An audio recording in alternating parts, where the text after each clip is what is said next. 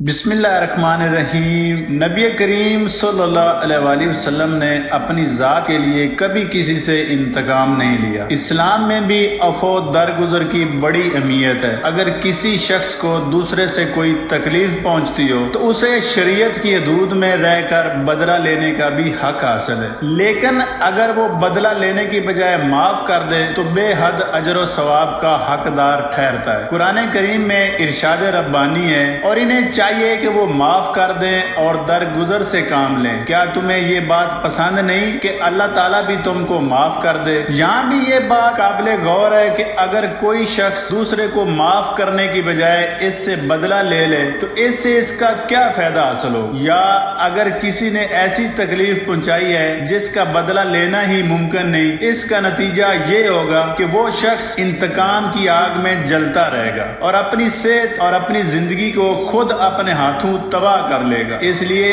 جب بھی کسی شخص پر غصہ آئے اور انتقام کا جذبہ پیدا ہو تو یہ سوچ لینا چاہیے کہ ہمارے پیارے نبی حضرت محمد صلی اللہ علیہ وآلہ وسلم نے اپنی ذات کے لیے کبھی کسی سے انتقام نہیں لیا۔ پیارے رسول صلی اللہ علیہ وآلہ وسلم کے اخلاق کو ہمیشہ یاد رکھیں، اپنی صحت کا خیال رکھیے، دوسروں کی غلطیوں کو درگزر کیجیے کہ اسی طرح آپ زندگی میں کامیابیاں حاصل کر سکتے ہیں۔ انتقام حسد کو جنم دیتا ہے، اور حسد اس شخص کے لیے بھی نقصان دہ ہے جس سے کیا جائے، اور اس کے لیے بھی جو کرتا ہے۔ آخری بات، جب کسی پر بہت غصہ آئے تو اس جگہ کو فوراً چھوڑ دیں، ایک گلاس پانی پئیں اور اطمینان سے اعصاب کو ڈھیلا چھوڑ کر بیٹھ جائیں۔ کچھ دیر کے لیے کچھ نہ سوچیں، جب دماغ ٹھنڈا ہو جائے تو گزشتہ معاملے پر نظر ڈالیں اور اس کے بعد متعلقہ فرد سے بات کریں۔ دوران گفتگو اپنے جذبات قابو میں رکھیں اور معاملے کو خوش اسلوبی سے حل کرنے کی کوشش کریں۔ امید ہے کہ آئندہ آپ غصے سے نہیں بلکہ عقل سے کام لیں گے اور دوسروں کے لیے اپنا خون جلانے کی بجائے انہیں معاف کر کے خود بھی سکون سے رہیں گے اور دوسروں کو بھی امن سے جینے کا درس دیں گے۔ والسلام۔